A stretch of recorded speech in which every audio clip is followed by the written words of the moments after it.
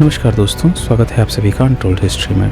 दोस्तों, जैसा कि आप जानते हैं, जब भी बहुजन एक्टिविस्ट कोई भी काम करते हैं, जो मुद्दे सदियों से समाज में दबाए गए हैं, उन मुद्दों को जोरों शोरों से उठाते हैं, तब उनको रोकने का प्रयास किया जाता है। इसी कड़ी में अभी हाल ही में एक घटना सुनने में आई है कि किस तरह से डॉक्टर विलास खरात जी को परेशान करने का प्रयास किया जा रहा है। तो उनसे मेरी लंबी बातचीत हुई है। आइए आप लोग खुद सुनिए क्या मामला है, क्या चल रहा है, क्या उनको परेशान करने की कोशिश की जा रही है, क्या उनकी आवाज़ को दबाने का प्रयास किया जा रहा है, क्या लोग चाहते हैं कि डॉक्टर विलास खरात अपनी बातों को, उन ज्वलंत मुद्दों को न उठाएं। आखिर ऐसा क्यों किया जा रहा है, इसको आप सुनिए और खुद कंक्लूड कीजिए कि किस तरह से बहुजन एक्टिविस्ट कितने दिक्कतों का सामना करने के बावजूद भी अपने काम में तन मन धन से लगे हुए हैं। तो दोस्तों, इस वीडियो को अंत तक देखिएगा।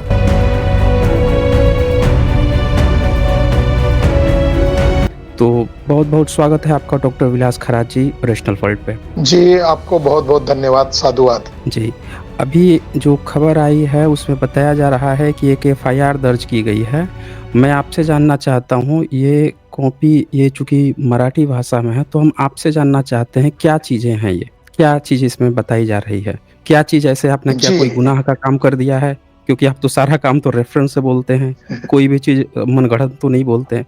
तो क्या चीज़ इस पर है ये क्लियर कीजिए? जी। जी, फुले शाहू अम्बेडकर की विचारधारा पर पाबंदी लगाने का स्टेट गवर्नमेंट का ये घृणित अभियान लग रहा है। 30 दिसंबर को गढ़चिरौली जो डिस्ट्रिक्ट है, जो महाराष्ट्र का लास्ट डिस्ट्रिक्ट है विदर्भ रीजन में, और उसका अहेरी नामक एक तहसील है, वहां पर एक कार्यक्रम वहां के एक बुद्धिस्ट ऑर्गेनाइजेशन ने आयोजित किया। कार्यक्रम बाजाबता हो गया, मगर कार्यक्रम होने के पश्चात 12 बजे के बाद बीजेपी के लोगों ने वहां हंगामा किया और वहां एक एफआईआर दर्ज करवाने के लिए शक्ति प्रदर्शन। और भारतीय न्याय संहिता जो नई बनी है, BNS 2023 के धारा के तहत 299, 223, 3/5 ये भारतीय न्याय संहिता के नए क्लॉज के तहत ये एफआईआर की गई है। अब उसका जो सेकंड महत्वपूर्ण पेज है, क्या कहा गया है, ये पहले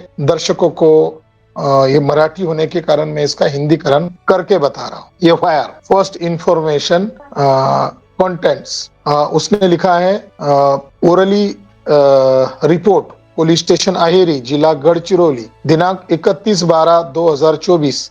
मेरा नाम रवि रत्नय्या नेलकुद्री, उम्र 47 वर्ष, जाति चौधरी। अब देखो, जाति का नाम ही गजब का लिख दिया, चौधरी। रहने वाला प्रभाग 11, SBI बैंक के पास, अहेरी तहसील अहेरी, जिला गढ़चिरौली। व्यवसाय लिखा है खेती। Mobile number 9421633552। मैं समक्ष पुलिस स्टेशन में आकर अपनी रिपोर्ट देता हूँ कि जो उपरोक्त पते पर अपने परिवार के साथ रहता हूँ, मैं खुद की खेती करता हूँ, साथ ही मैं बीजेपी यानी भारतीय जनता पार्टी जिला उपाध्यक्ष पद पर हूँ। यानी जिसने एफआईआर किया है वो बीजेपी का जिला उपाध्यक्ष है। बोधिसत्व बहुउद्देशीय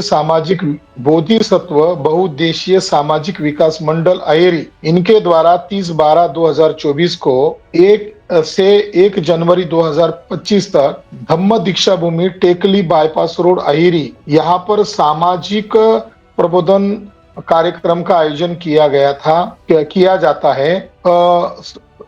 इस कार्यक्रम के दरमियान 30 दिसंबर 2024 को साधारणतः 9 बजे के दरमियान व्याख्याता यानी स्पीकर डॉक्टर विलास खरात, इनका भाषण शुरू हुआ था और हिंदू धर्म के बारे में कुछ तो भी आक्षेपार्ह वक्तव्य कर रहे हैं, ऐसा जानकारी रोहन सुद्दलवार, इन्होंने मुझे टेलीफोन पर बताया, इसलिए मैंने उन्हें रिकॉर्डिंग करने को कहा गया। रोहन सुद्दलवार, इनका मित्र गणेश बावने, इन्होंने जो भाषण शुरू था उसका रिकॉर्डिंग की। उसके बाद मैं वहां खुद, मेरे हिंदू सहकारी और हम सब हिंदू सहकारी धम्म दीक्षा भूमि टेकली बाईपास रोड अहेरी जाकर रिकॉर्डिंग सुना और उसमें डॉक्टर विलास खरात ने ये कहा, नंबर 1 ऑब्जेक्शन का मुद्दा, रामायण महाभारत भगवत गीता यह बौद्ध धर्म के प्रतिक्रिया से लिखे गए हैं और साथ ही चोरी करके लिखे गए। ये वक्तव्य कहकर हिंदू धर्म ग्रंथ के बारे में आक्षेपार्ह वक्तव्य किया है। साथ ही ब्राह्मण जाति के बारे में अपमानजनक वक्तव्य करके गाय यह ब्राह्मणों का चहिता खाद्य पदार्थ है, और ब्राह्मणों ने गाय को काट कर खाया, ये आशय है, ऐसा वक्तव्य किया। माननीय सरसंघ चालक मोहन जी भागवत इनके बारे में आक्षेपार्ह टिप्पणी की। उनका यानी मोहन भागवत का डीएनए विदेशी है, वे भारत के नागरिक नहीं विदेशी है, ऐसा वक्तव्य करके राष्ट्रीय स्वयंसेवक संघ की भावना आहत हुई है। आदरणीय देवेंद्र फडणवीस साहब का भी अपमान किया गया, इसी तरह किया गया। इतिहास की एक पुरानी घटना का जिक्र करके हमारे 500 पूर्वजों ने फडणवीस के 28,000 बापजादाओं को परास्त किया, ऐसा वक्तव्य डॉक्टर खरात ने किया। इस तरह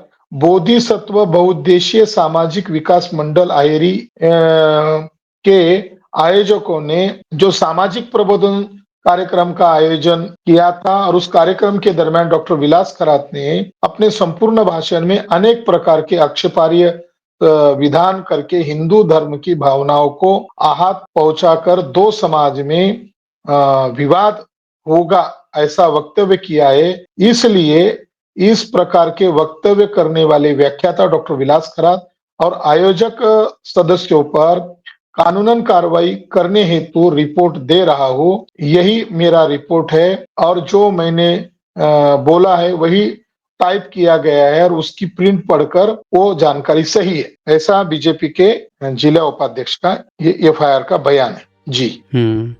तो कुल मिला के इस एफआईआर से जो इन्होंने आक्षेप लगाए हैं, मैं आपसे जानना चाहता हूं कि ये आक्षेप उनके कितने सही हैं। पहले तो मैं ये जानना चाहता हूं कि आपने ऐसा क्यों कहा कि रामायण महाभारत गीता जो है वो बौद्ध ग्रंथ से लिखे गए हैं, वो या फिर चोरी करके लिखे गए हैं, कॉपी करके लिखे गए हैं, ऐसा आपने कह दिया। ऐसा कोई सबूत है आपके पास जो आपने ऐसा कहा है? जी जी, ये मेरे पास एक किताब है, इसका शीर्षक है रामायण महाभारत भगवत गीता मनुस्मृति ब्राह्मणों के सामूहिक हिंसा के प्रति। लगभग 364 पेजेस की ये किताब है। ये मेरे द्वारा ही लिखी गई किताब है, और इसमें ढेर सारे सबूत मैंने प्रस्तुत किए। जो मैं कह रहा हूँ उसके लिए मेरे पास एक नहीं सैकड़ों सबूत, और जिन बातों को मैं हिस्टोरियन संशोधन इसके तो आधार है ही, मगर बीजेपी का जो कार्यकर्ता है, बीजेपी का जो जिला उपाध्यक्ष है, उसको मैं ये बताना चाहता हूँ कि महाराष्ट्र सरकार, जो देवेंद्र फडणवीस महाराष्ट्र के सीएम है, तो महाराष्ट्र सरकार द्वारा प्रकाशित किताबों में भी इन बात का जिक्र है। तो मैं आपको एक रेफरेंस बताना चाहता हूँ। वो रेफरेंस है सबसे इंपॉर्टेंट रेफरेंस है डॉक्टर बाबा साहब अम्बेडकर का राइटिंग एंड स्पीचेस के वैल्यूम। डॉक्टर बाबा साहब अम्बेडकर के राइटिंग एंड स्पीचेस में कुछ जानकारी छपकर जो महाराष्ट्र गवर्नमेंट ने छापी है, volume number 18, volume number 18 part number volume number 18 part 2 part 3, part 3 में ये बातें छपकर आई है। मैं एज वर्ड बताना चाहता हूँ। जी जी। और खास बात है, ये publication state government of Maharashtra का है, और 2016 में इसकी नई एडिशन पब्लिश हुई थी। तो उस समय महाराष्ट्र के सीएम देवेंद्र फडणवीस थे, और देवेंद्र फडणवीस ने इस वॉल्यूम को शुभेच्छा पत्र लिखा था, और उसमें लिखा था कि परम पूज्य डॉक्टर बाबा साहब अम्बेडकर के इस साहित्य को प्रकाशित करते हुए हमारी महाराष्ट्र सरकार को अत्यंत खुशी हो रही है, और ये किताब जन जन तक पहुंचाने के लिए हम सरकार कटिबद्ध है। तो बीजेपी का जो वर्कर है जिसको ये आपत्ति हो रही है, मगर देवेंद्र फडणवीस को आपत्ति क्यों नहीं हो रही है? उनको पूछना चाहिए, और वो नहीं पूछ रहे हैं तो मैं कोर्ट में पूछूंगा। वो बीजेपी का कार्यकर्ता अगर नहीं पूछ रहा है तो कोर्ट में मैं पूछूंगा। डॉक्टर बाबा साहब अम्बेडकर ने 1956 को 10 जून 1956 को दिल्ली में एक पब्लिक मीटिंग में स्पीच किया, जहां आज अंबेडकर भवन है, वहां पर पब्लिक स्पीच किया, और वहां लगभग 25 से 30 हजार जन समुदाय उपस्थित था। उस स्पीच में उन्होंने कहा, पहले आर्य ब्राह्मण पूजा विधि, ये writing and speeches volume number 18 part number 3 page number 474, ये मराठी में, मैं इसका हिंदी अनुवाद करके बता रहा हूँ। पहले आर्य ब्राह्मण पूजा विधि करते समय हजारों पशुओं का बलि देते थे। पशु हत्या का इतिहास इन ब्रैकेट गाय और भैंस की कत्ल, गाय और भैंस का हत्या है, यानी पशु हत्याओं का इतिहास, गाय और भैंस का कत्ल हत्या है। अगर आप देखेंगे तो ब्रिटिशों ने और मुसलमानों ने इस देश की जितनी गाय काटकर नहीं खाई है, उससे भी ज्यादा गाय उस समय के ब्राह्मणों ने काटकर खाई है। अच्छा, ऐसा लिखा हुआ है? तो वो डॉक्टर बाबा साहब अम्बेडकर का संदर्भ को ध्यान में रखते हुए उनकी ही आइडियोलॉजी के हम प्रचारक है, फुले शाह अम्बेडकर के आइडियोलॉजी के प्रचारक है। तो बाबा साहब अम्बेडकर ने पब्लिक मीटिंग में कहा कि जितनी ब्रिटिश और मुसलमानों ने गाय काटकर नहीं खाई है, उससे कई गुना ज्यादा उस समय के ब्राह्मणों ने गाय काटकर खाई है। आगे उन्होंने कहा कि बौद्ध तत्व ज्ञान जैसे के वैसा चोरी करके ब्राह्मणों ने चोरी करके लिया है, और उन्होंने ये खबरदारी रखी उसमें कि जो चोरी किया गया लिटरेचर है उसके अंदर जातिवाद, वर्णवाद उसमें घुसेड़ दिया, और ब्राह्मण लोग ये हमारा तत्व ज्ञान है ऐसा प्रोपेगेंडा करते हैं। ब्राह्मण धर्म के लेखक कहते हैं वेद प्रजापति ने लिखा, प्रजापति ने दिया। भगवान बुद्ध ने सवाल किया था कि प्रजापति कौन से जगह से पैदा हुआ। हिंदुओं के वेद और गीता इनका अध्ययन करने पर भगवत गीता दूसरा तीसरा कोई नहीं है, बल्कि धम्मपद ही है, और धम्मपद की नकल करके ही भगवत गीता लिखी गई है। तो पहला एविडेंस तो डॉक्टर बाबा साहब अम्बेडकर का है, जिसे महाराष्ट्र गवर्नमेंट ने पब्लिश किया है। और देवेंद्र फडणवीस ने शुभेच्छा संदेश देते हुए कहा कि स्टेट गवर्नमेंट के मुख्यमंत्री होने के नाते इसको जन जन तक हम प्रचार करेंगे। तो जो बीजेपी का जो वर्कर है, जिला उपाध्यक्ष है, वो देवेंद्र फडणवीस को सवाल पूछे या ना पूछे, मगर हम कोर्ट में जरूर इसका सवाल पूछेंगे। नंबर एक बात। जी।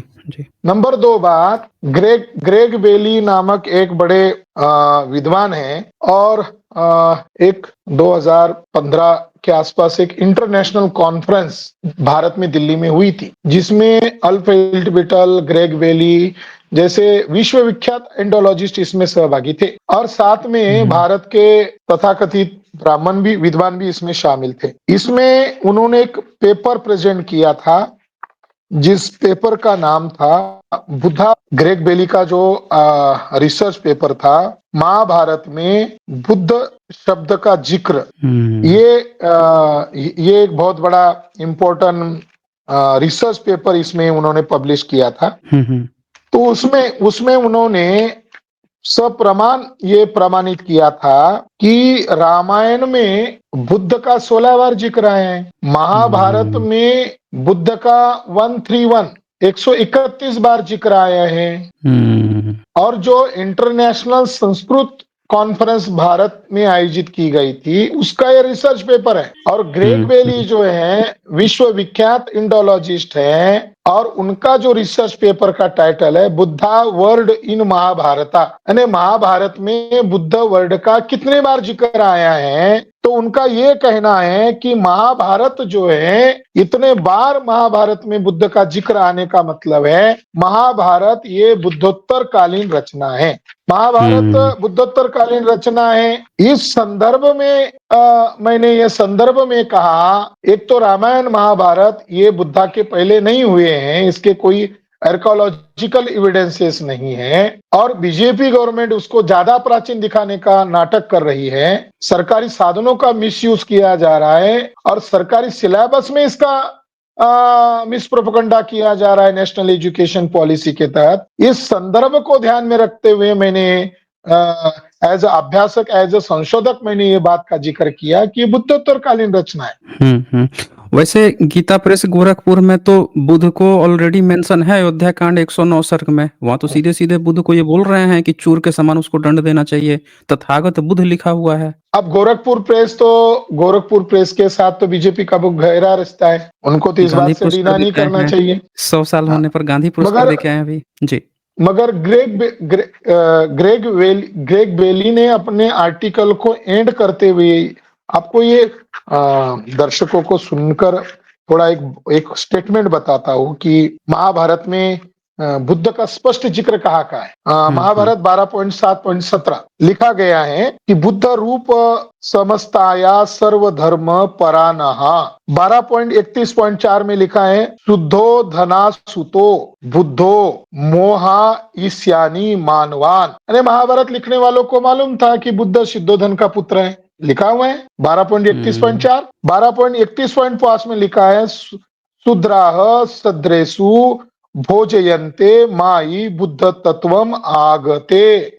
यानी महाभारत में बुद्ध का डायरेक्ट जिक्र है और बुद्ध के पिता का भी जिक्र है।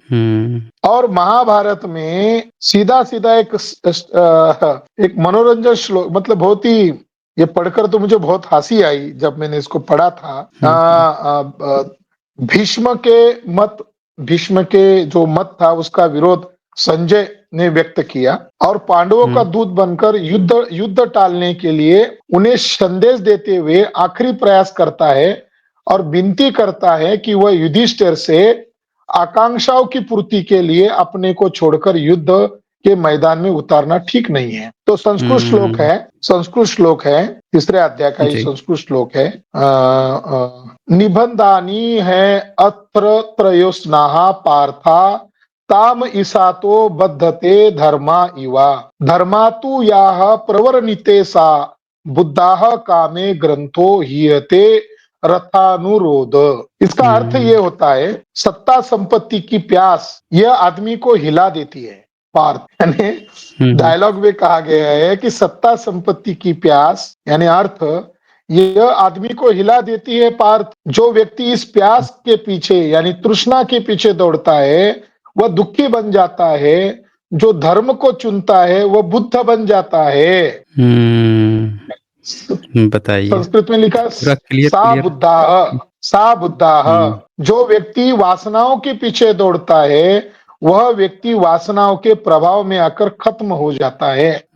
यानी 5.27.5 पांचवें अध्याय में ये जिक्र आया है। ग्रेग बेली ने अपने अध्ययन में स्पष्ट तौर पर इसकी व्याख्या करते हुए इसका कंक्लूड बताया था। उन्होंने कहा था कि महाभारत में बौद्ध तत्व ज्ञान को काउंटर करने के लिए ब्राह्मणों ने बहुत ही चालाकी से बुद्ध शब्द का इस्तेमाल किया है। और उन्होंने आगे ये कहा कि बुद्ध के बारे में नकारात्मक तरीके से सोचकर हम विचार करेंगे कि मुख्य बौद्ध संकल्पनाओं और शब्दों को चुराने का किसी का उद्देश्य है तो उन बौद्ध संकल्पना और शब्दों ने किसको प्रभावित किया? तो उनका कहना है कि महाभारत की भाषा गोलमाल है जिससे अनेक अर्थ निकल सकते हैं। इस तरह का भाषा प्रयोग उन्हीं विद्वानों ने किया होगा जिनका आपस में संघर्ष है। महाभारत सुनाते समय बहुसंख्यक श्रोताओं को यह सामग्री जानबूझकर नहीं बताई जाती होगी या उससे ये छिपाई जाती होगी। इस प्रकार के अनेक चालबाजी करने के बावजूद महाभारत में ऐसे अनेक उदाहरण हैं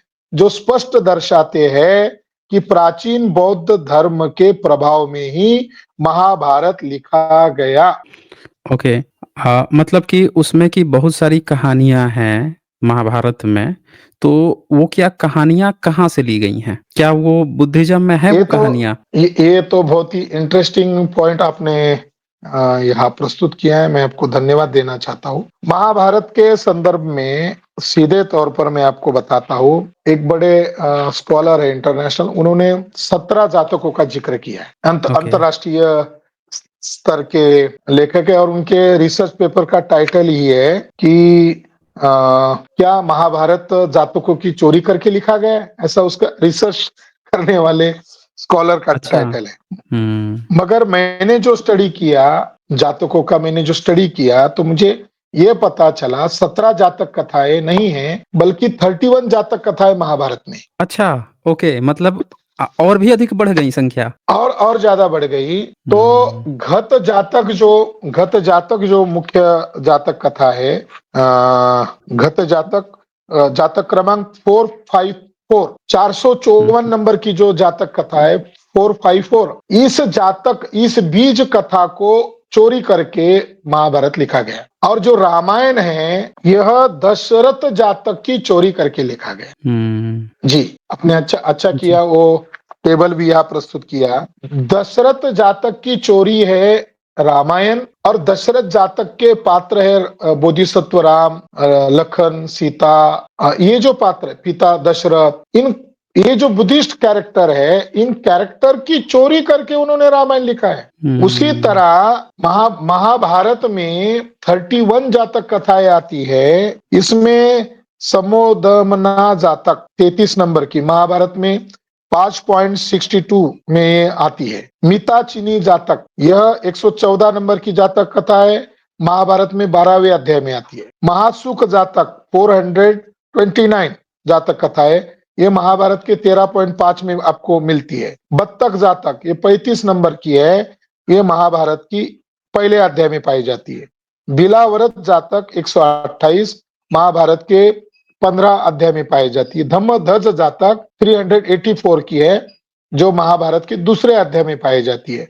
व्याघ्र जातक 274 नंबर की जातक कथा है, महाभारत के 5वें अध्याय में पाई जाती है। स्वर्ण हंस जातक 136 नंबर की है, वो 2.55, 7 और दोबारा 12 ये अध्याय में पाई जाती है। सहसा जातक 316 नंबर की है, महाभारत में 12वें अध्याय में पाई जाती है।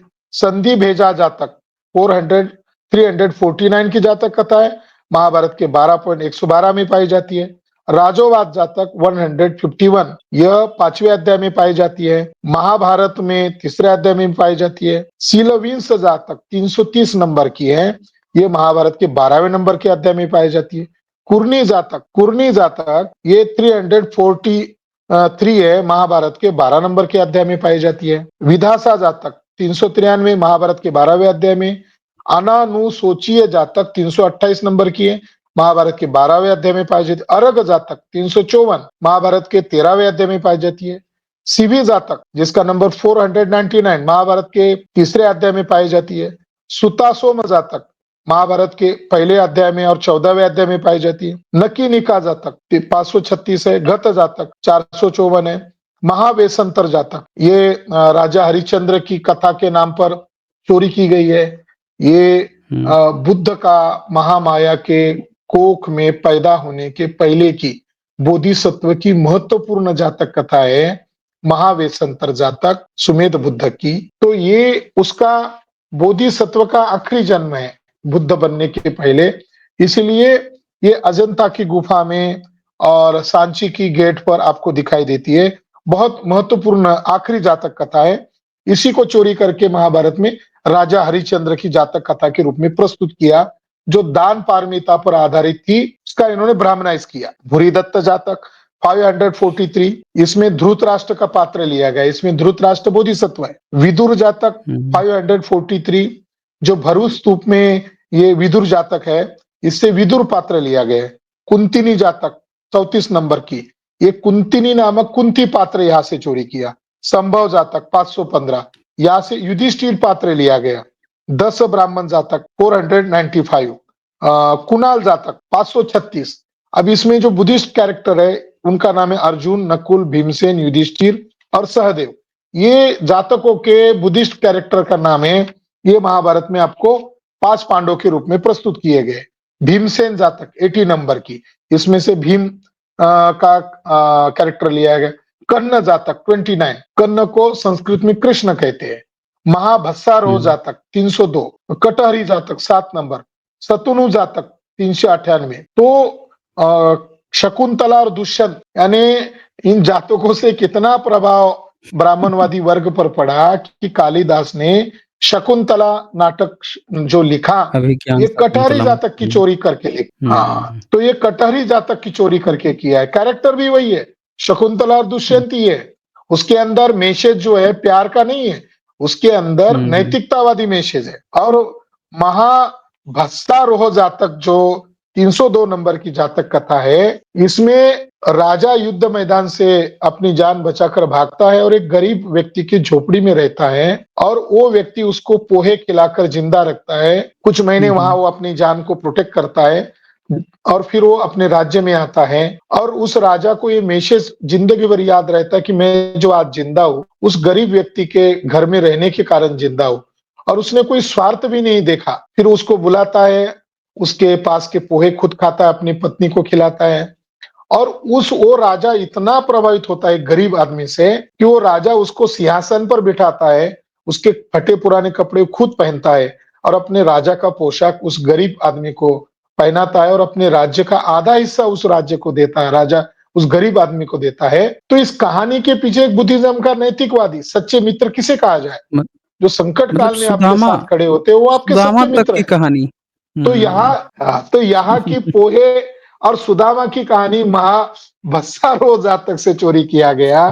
आ, हुँ, सर मेजर जनरल कनिंघम का ये कहना है कि सीवी जातक कथा आपको दूसरे नंबर की अजंता की केव में पाई जाती है, जिसमें हुँ, सीवी राजा दान देने के लिए इतना उतावीला था कि वो एक व्यक्ति अपनी उसको आँख एक नाक। आंख मांगता है तो ये दोनों आंख हुँ, देता है। हुँ, तो सीवी जातक कथा को महाभारत में चोरी किया गया और उसमें हुँ, आंख की बजाय वो अपनी जंघा का मांस काटकर दे रहा है, ऐसा दिखाया गया है। हुँ, तो हुँ, कनिंघम हुँ, महोदय कहते हैं कि अजंता की गुफाओं से प्रतीत होता है कि महाभारत की रचना दूसरी शताब्दी के बाद हो सकती है। तो हुँ, जातकों के प्रभाव को ध्यान में रखते हुए मैंने स्टेटमेंट दिया कि महाभारत, रामायण, भगवत गीता ये बौद्ध धर्म के प्रतिक्रिया में एक तो ग्रंथ लिखे गए और उनकी चोरी करके लिखे गए। अब मैंने 31 जातक कथाओं को गिना है, तो अच्छी बात है, मैं कोर्ट में 31 जातक कथाओं को प्रस्तुत करूंगा, तो कोर्ट को इस पर विचार करना होगा। अच्छा, एक एक मैं 1875 में एक ब्राह्मण हैं, दयानंद सरस्वती, उनका एक कोट दिखाता हूँ, वो महाभारत के बारे में क्या लिखते हैं 11वें समोल्लास में। वो एक रेफ़रेंस देते हैं 1875 में लिखते हैं तो, वो कहते हैं कि राजा भोज के राज्य में व्यास जी के नाम से मार्कंडेय और शिव पुराण किसी ने बनाकर खड़ा किया, तो उसका समाचार राजा भोज को होने पर पंडितों को हस्तच्छेदादि दंड दिया, हाथ कटवा दिया और उसने कहा कि जो काव्यादि ग्रंथ बनावे तो अपना नाम लिख कर बनावे। और फिर वो आगे यहाँ पे लिखते हैं कि व्यास के नाम से मात्र 4400 श्लोक थे, आज तो 1 लाख से ज़्यादा हैं। तो एक ये सवाल आता है कि आज जो 1 लाख से ज़्यादा महाभारत बन गया है, वो सारी चीज़ें कहाँ से लाई गई है? तो कुल मिला के ये यहाँ पे जो इन्होंने कहा है, वो यहाँ पे साफ-साफ ये बात झलकता है कि ये सारी चीज़ें जो हैं, ली गई हैं, बुद्धिज़्म से ली गई हैं, बुद्धिज़्म की कहानियों को ही उठा के ली गई। जी, तो फिर हम आगे बढ़ते हैं यहाँ पे और नहीं कुल नहीं, मिला के अब आप हम लोगों। इसी जी, जी। इस जी, जी। आपने जो मुद्दा प्रस्तुत किया है, हम इसी टॉपिक को लॉजिकल एंड तक लेकर जाना चाहते हैं। जी, जी। एक बड़े एक बड़े विद्वान हैं, जेम्स फिट्जगेराल्ड। इन्होंने हुँ, हुँ। महाभारत को 12 वॉल्यूम में ट्रांसलेट किया है। 10 वॉल्यूम में ट्रांसलेट है, 2 वॉल्यूम्स उसके ऊपर कमेंट्री है। तो हुँ, फिट्जगेराल्ड महोदय इतने महत्वपूर्ण व्यक्ति है, अभी वो जिंदा है और मेरा उनके साथ करस्पॉन्डेंस भी चल रहा है और उन्होंने जवाब भी मुझे दिया है और हमारे इस काम को उन्होंने अप्रिशिएट भी किया है। हुँ, तो हुँ। उनका एक रिसर्च पेपर है, ये रिसर्च पेपर 2021 में पब्लिश हुआ है, जिसका हेडिंग है why so many other voices in the ब्राह्मण महाभारता।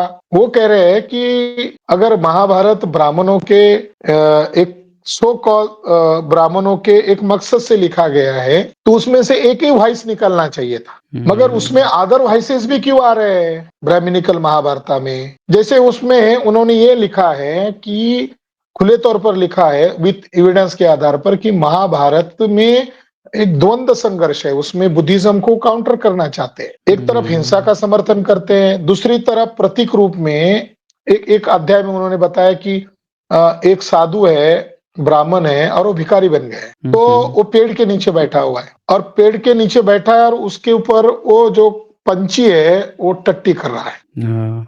और वो ब्राह्मण उस पंछी की तरफ देखकर बोल रहा है कि भाई मेरी इतनी दुर्गति आ गई कि तुम भी मेरे ऊपर टट्टी कर रहे हो। तो वो हुँ, पंछी उस ब्राह्मण को बोल रहा है कि श्रमण लोगों का बोलबाला बढ़ गया है, हुँ, हुँ, मुंडनधारी लोगों का बोलबाला बढ़ गया है, तो तुम्हें उन लोगों से कुछ सीखना चाहिए। हुँ, तो फिट्जगेराल्ड कहते हैं कि इधर इधर ये बुद्धिज्म का जिक्र क्यों आ रहा है इशारे में? हुँ, एक तरफ एक खाटिक दिखाया है, वो खाटिक गाय को काट रहा है और तत्वज्ञान बुद्धिज्म का बता रहा है। तो फिट्जगेराल्ड बोल रहे हैं कि ये बड़ा गजब की बात है, खाटिक जो है, ये जो काटने वाला जो बुचर है, ये गाय को तो काट रहा है, जानवरों को काट रहा है, मगर बुद्धिज्म की बातें क्यों कर रहा है? तो उन्होंने कई उदाहरणों से ये प्रमाणित किया है कि ये अदरवाइज जो आ रहा है, ये दूसरा जो आवाज आ रहा है, वो बुद्धिज्म का महाभारत में क्यों आ रहा है? क्योंकि बुद्धिज्म के काउंटर में ही महाभारत का निर्माण किया गया है। ये एक एविडेंसेस है।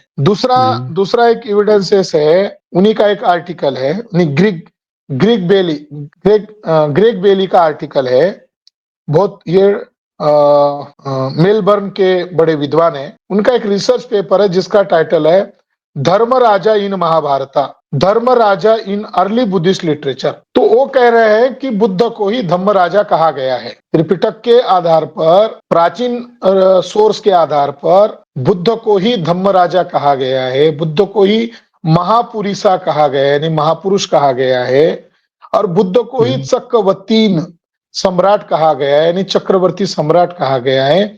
और ये तीनों विशेषण अशोक राजा के साथ भी धम्म राजा, अशोक राजा के रायो, अशोक रायो, यानी बुद्ध का जो धम्म राजा जो है, ये विशेषण सम्राट अशोक को भी लगाया हुआ दिखाई देता। चक्रवर्ती सम्राट, धम्म राजा, ये शब्दावली अशोक और बुद्धा के लिए उस समय है जब रामायण महाभारत था ही नहीं। तो ब्राह्मणों पर कितना असर हुआ अशोक और बुद्धा की शब्दावली का? तो ग्रेग बेली ने सब प्रमाण सिद्ध किया कि 5 पांडवों में से एक पांडव पुत्र को धर्म राजा ये किताब दिया गया, यानी बौद्ध धर्म की प्रतिक्रिया में एक व्यक्ति को धर्म राजा दिखाया गया, मगर वो बहुत ही बहुत ही डिप्रेस, यानी उसका कैरेक्टर, ग्रेग बेली कहते हैं कि उसका कैरेक्टर जैसे कोई मतलब साइकोलॉजिकल बीमारी है, वो कोई शूरवीर नहीं दिखाया है, जैसे वो डिप्रेस है, यानी उसको जितनी बड़ी संकल्पना जोड़ी जा रही है उस हिसाब से वो दिखाई नहीं देता है, वो कंफ्यूज रहता है, वो राज्य लेते समय कंफ्यूज है, वो अपनी बीवी को जुए पर लगाता तब भी कंफ्यूज है, जब जीत जाता है तब भी कंफ्यूज है, जब सभी लोग आत्महत्या करने के लिए तैयार होते तब भी कंफ्यूज है। तो ग्रेग बेली बोलते हैं कि बुद्ध की और अशोक की संकल्पना ऐसे व्यक्ति को क्यों जोड़ा ब्राह्मणों ने? तो इस आधार पर भी ग्रेग बेली ने यह प्रमाणित सिद्ध किया कि बुद्धिज्म के ही काउंटर में महाभारत लिखा गया। एक बड़े विद्वान है, जी जी, एक बड़े विद्वान है अल्फ हिल्ट बिटल, जिनका पिछले 23 मई 2023 को निधन हुआ। दुनिया के अब तक के सबसे बड़े इंडोलॉजिस्ट, दुनिया के अब तक के सबसे बड़े इंडोलॉजिस्ट है, और इन्होंने महत्वपूर्ण काम किया है। एक उनका किताब का नाम है रीडिंग द फिफ्थ वेदास, यानी महाभारत 5वां वेद है, तो महाभारत को कैसे पढ़ना चाहिए। उनके इस शोध ग्रंथ से दुनिया में भूचाल आ गया है, और उन्होंने ये सब प्रमाणित कर दिया है कि महाभारत बौद्ध धर्म के प्रतिक्रिया में ही लिखा गया है, और बौद्ध संकल्पना को चोरी करके कैसे प्रस्तुत किया है ये उन्होंने प्रस्तुत किया है। और उनका और एक रिसर्च किताब है when the goddess was a women, when the goddess was a women. तो उन्होंने इस किताब के द्वारा ही महाभारत बुद्धिज्म के काउंटर में किस तरीके से लिखा गया है ये सारी बातें उन्होंने प्रस्तुत की है। जी जी। अच्छा, ये क्या पुरातात्विक सबूत हैं ये? जैसे श्रवण कुमार की बात आती है, ये लोग बोलते हैं कि रामायण में श्रवण कुमार की चर्चा है, ऋषि सिंह की श्रृंग ऋषि की चर्चा आती है जो राम के जन्म में वो किए थे, यज्ञ हवन किए थे। तो ये श्रृंग ऋषि का कोई पुरातात्विक सबूत है बुद्धिज्म वगैरह में? ये तो महाभारत में भी आता है, रामायण में भी आता है। जातक कथाएं ये बौद्ध तत्व ज्ञान को आसान तरीके से समझाने का एक साधन है, वो भी मैथोलॉजिकल, मगर कॉन्सेप्टली प्लान बनाकर प्रस्तुत किए गए कथाएं। जातक कथाएं ये बौद्ध तत्व ज्ञान को आम भाषा में, जन भाषा में प्रचार करने का एक अच्छा साधन। मगर जातक कथाओं का आधार बुद्ध से और बोधिसत्व से प्रभावित है, तो श्रृंग ऋषि का पुरातात्विक शिल्प के आधार पर मिलता है, बुद्ध का हिस्टोरिकल आधार पर मिलता है। बोधिसत्व का हिस्टोरिकल कोई आधार नहीं, उसका आधार मॉरलिटी है, उसका आधार नीति तत्व ज्ञान के आधार पर है, लोगों को उदाहरण देकर समझाना। तो श्रृंग ऋषि का संदर्भ जो है आर्कोलॉजिकल जातक कथाओं में मिलता है। मगर ब्राह्मणों ने जो श्रृंग ऋषि रामायण के साथ जोड़ा वो नियोग प्रथा के साथ जोड़ा, और नियोग प्रथा के द्वारा राम दशरथ के पुत्र दिखाने के बजाय ब्राह्मण के पुत्र दिखाए गए। तो ब्राह्मणों का क्रिमिनल कैरेक्टर इससे पता चलता है कि राम क्षत्रिय है, मगर बायोलॉजिकल फादर उन्होंने क्षत्रिय दशरथ दिखाने की बजाय उन्होंने राम के जो बायोलॉजिकल फादर है वो ब्राह्मण दिखाए। ये तो बहुत ही डेंजर बात है, और इस संदर्भ में हुँ। क्षत्रियो को विरोध करना चाहिए या क्षत्रियो को अध्ययन करना चाहिए। जी। अ, 7वीं सदी में वेनसोंग जब गांधार से होके गुजर रहे थे तो उनको 2 स्तूप दिखे थे। एक स्तूप सिंह ऋषि का दिखा था और एक स्तूप श्रवण कुमार का दिखा था। तो ये स्तूप बने थे तो कोई ये भी तो जैसे यहाँ पे लिखा हुआ है कि 50 ली जब उत्तर दिशा में गए तो एक स्तूप मिलता है। यह सामक बोधिसत्व का है, जो उनके पिता जो है माता-पिता अंधे थे तो वो पानी लाने के लिए गए थे। तो उनको राजा ने शिकार खेल रहा था, वो मार दिया, वो गिर गए, वो मर गए। तो ये पूरा साम जातक की कथा यहाँ पे दिया हुआ है। अब ये उसका स्तूप मिला, तो मैं ये जानना चाहता हूँ कि अगर रामायण में ये घटना है कि दशरथ थे, दशरथ ने मारा था, रामायण में ये बात लिखी हुई है, तो अगर उनका था तो स्तूप क्यों बने हुए थे? क्या इससे भी ये प्रमाणित हो जाता है कि आर्कियोलॉजिकल एविडेंस एक यात्री भी देख के गया है कि ये बुद्धिज़्म का था, इसका मतलब कि रामायण इसके बाद ही लिखा गया होगा 7वीं सदी के बाद? क्योंकि तब तक तो 7वीं सदी सतयुग तक उसको स्तूप दिख रहे हैं।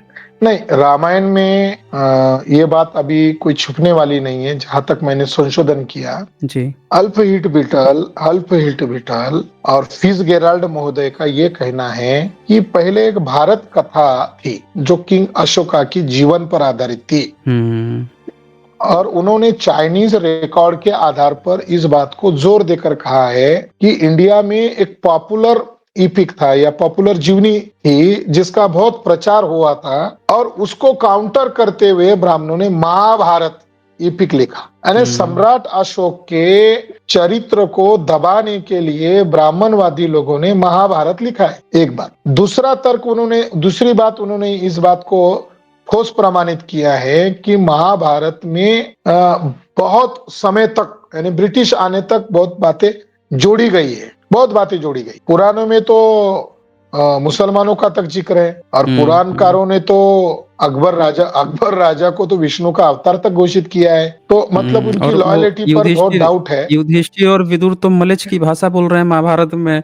ये तो अरब से भारत की संबंध हाँ। में उन्होंने लिखा है कि अरबी भाषा बोल रहे थे दोनों।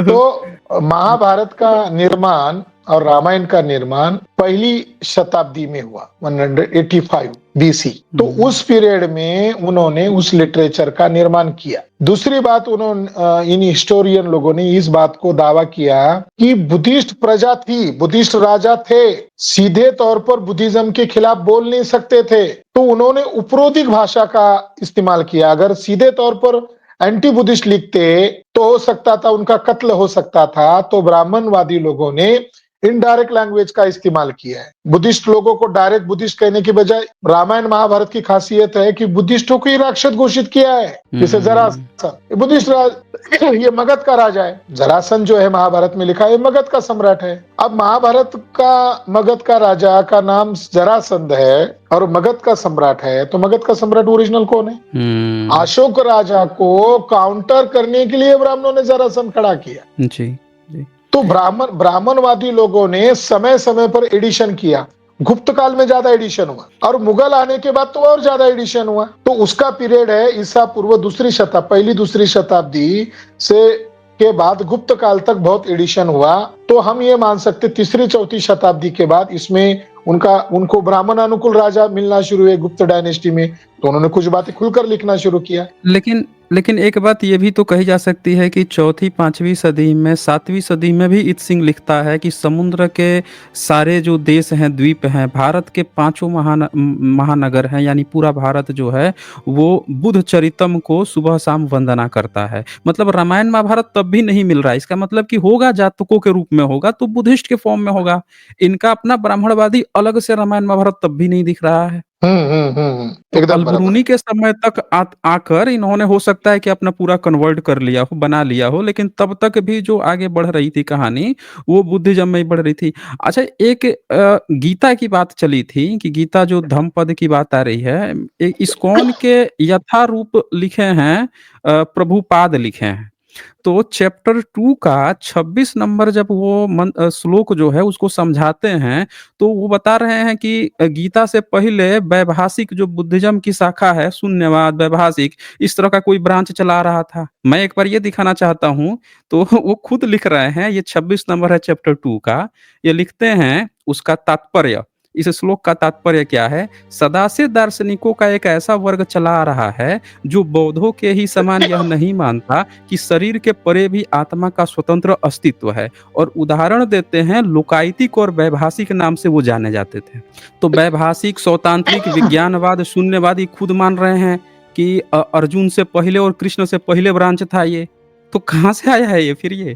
तो उनको उनको धन्यवाद देना चाहिए कि आपने मान्य किया कि बुद्धिज्म पहले था। अभी मैं आपको एक उदाहरण देना चाहता हूँ। जी। एक बड़ी इंडोलॉजिस्ट है, मैडलिन बिराडू। इन्होंने पहली बार महाभारत के कैरेक्टर को डिकोड किया। कहना है कि ब्राह्मण लोग इतने चालाक थे, इतने चालाक थे, एक मिनट, ब्राह्मण लोग इतने चालाक थे कि जो पास्ट घटित हुआ था अशोक राजा का, उसको भविष्यकालीन कलयुग बताया है ने। महाभारत में अशोक के साम्राज्य को ही अंतिम तो देखने के लिए बहुत बहुत धन्यवाद। जल्द ही मिलते हैं एक नए वीडियो के साथ। शुक्रिया आप सभी का।